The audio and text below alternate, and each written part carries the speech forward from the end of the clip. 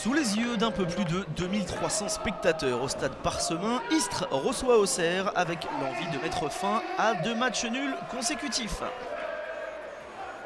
Auxerre qui a des ambitions aussi cette saison, club légendaire de Ligue 1, une seule envie, celui de remonter à l'étage supérieur bien évidemment. Mais pour cela, il faut aller chercher des résultats sur des pelouses où il est difficile de s'imposer.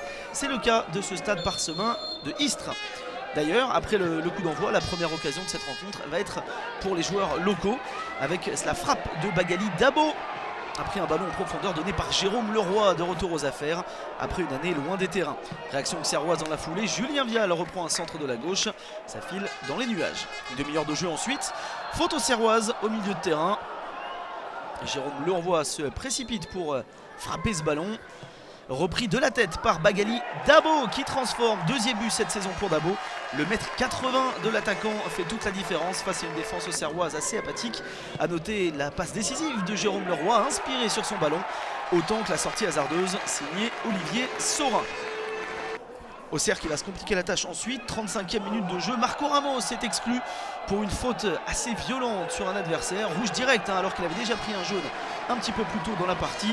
À 10 minutes d'intervalle, Ramos laisse ses partenaires à 10 qui vont devoir jouer quasiment 1 heure sans leur latéral.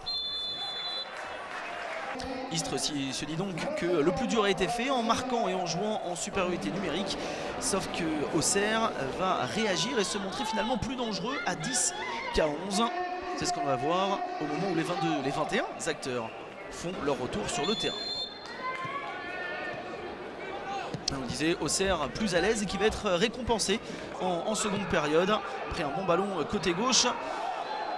Faute dans la surface de réparation avec le Camerounais Georges Ntep. Et Paul-Georges Ntep qui se fait justice lui-même comme on dit et qui transforme la sentence après une faute assez grossière, il est vrai, de la défense istréenne. Deuxième but pour Ntep cette saison. Istres et Auxerre qui auront tous les deux une occasion de faire la différence mais échoueront chacun leur tour. Mathéus côté istréen entré en jeu quelques minutes plus tôt. Un gardien qui fait la différence du côté de Auxerre et du côté de Auxerre justement les Auxerrois qui frappent de loin avec Prince Sekbefia quelques minutes avant sa sortie, mais on en reste là. Plus rien ne changera au tableau d'affichage. Nouveau nul pour Istres, le 3e. Coup d'arrêt pour Auxerre aussi après 2 succès de rang. C'est terminé sur ce match nul. Un partout entre Istres et Auxerre.